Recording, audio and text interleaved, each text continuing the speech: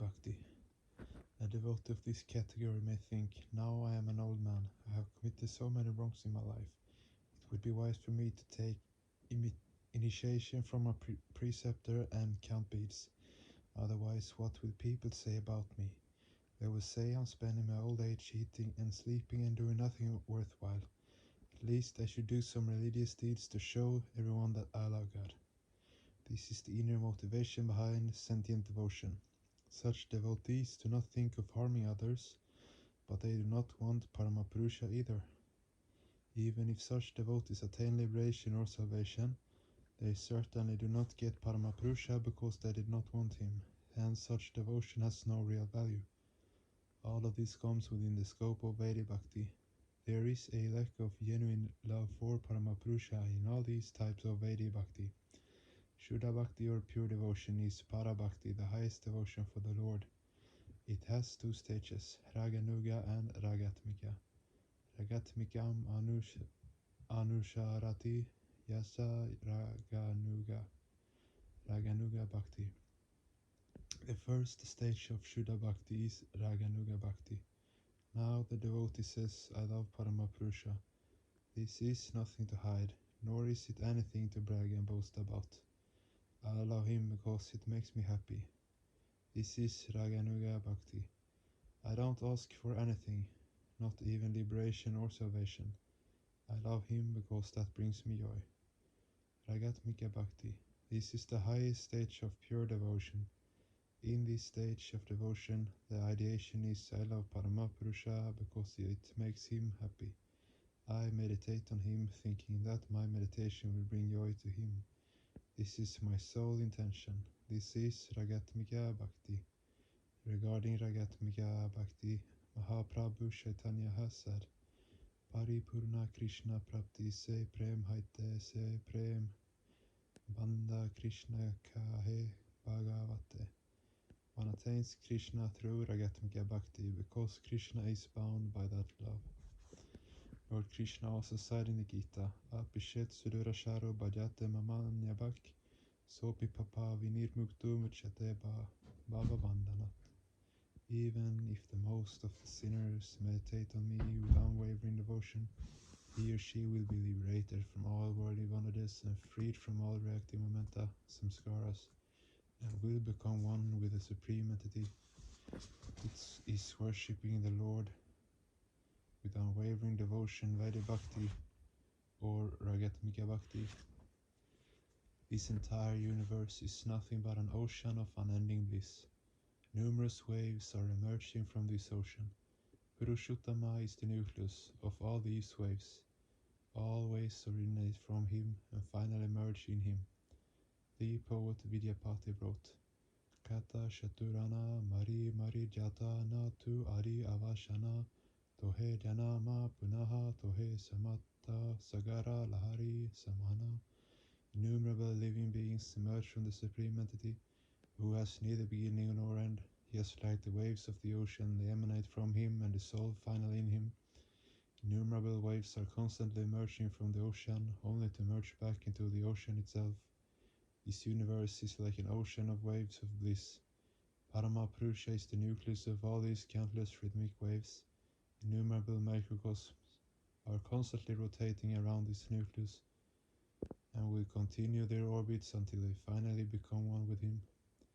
Every moment has a rhythm, and every rhythm has a sound. The countless waves of this vast universe also have their respective sounds. The devotees say that Paramapurusha is an embodiment of love.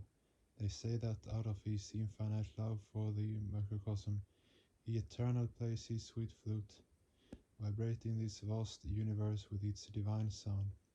When spiritual aspirants attain a certain degree of spiritual progress, they are able to hear that divine sound. This divine sound is called Ankara. All the sound waves of this universe have their source in him. They emanate from the point of beginninglessness to the point of endlessness, and will continue to emanate eternally. The Kula Kundalini Shakti serpentine power rises upwards in accordance with the divine sound. As it rises through successively higher stages, one hears the sounds of crickets, ankle bells, and the melodious sound of the flute. This is called the sweet sound of Krishna's flute. It is neither a dream nor a fantasy. All of you will hear it one day.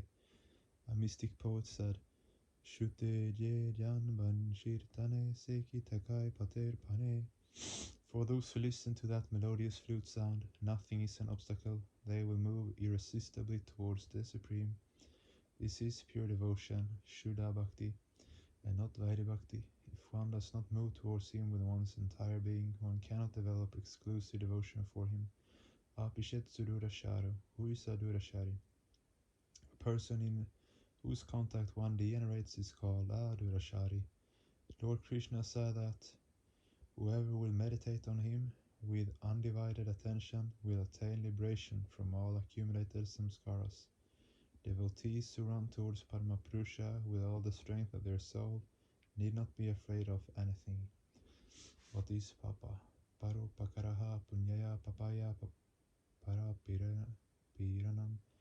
Any action that leads to one's physical, psychic, and spiritual well-being is called punya or a virtuous deed, and any action which leads to one's physical, psychic, and spiritual degeneration is called papa or sin. There are two types of papa or sin. Papa, which occurs when one does something one should not do, and pratyavaya, which occurs when one does not do something which should be done. For example, one should nurse a sick person. If one does not do that, one is committing pratyavaya. Pratyavaya is more harmful than papa. Papa and pratyavaya are both of three types: pataka, atipataka, and mahapataka.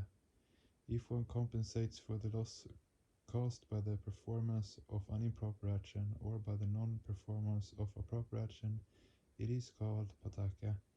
Suppose someone has stolen 5 rupees from a person. If the thief repays the amount in full, it is said that she or he has atoned. This is the case of pataka. Atipataka refers to sinful action for which there can be no atonement. Suppose someone chops off a hand of an innocent person. This is atipataka.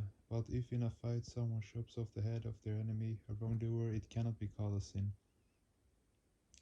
In the Bhagavad Gita, Lord Krishna advises people that their dharma is to fight against adharma. A chopped off hand cannot be put back on the wrist easily. What is mahapataka?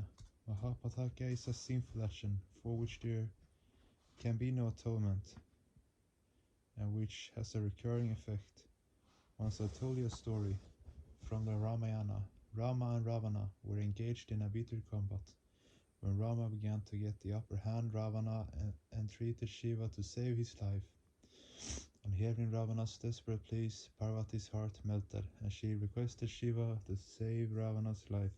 Shiva said unambiguously, I cannot save him, he is a Mahapataka, a sinner of the worst type.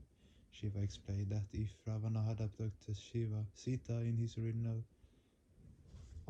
form, he would not be a Mahapataka, but he chose to abduct Sita in the guise of a sadhu, saint. As a result, in the future, people will never fully trust sadhus again. Whenever they will see a sadhu, they will immediately question his intention.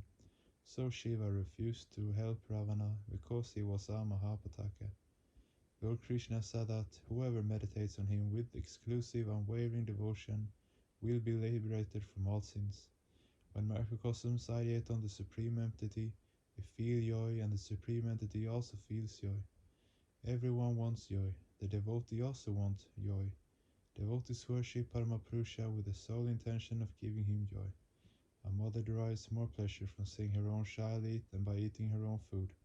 Similarly, those who are the greatest devotees rush towards him to give him joy.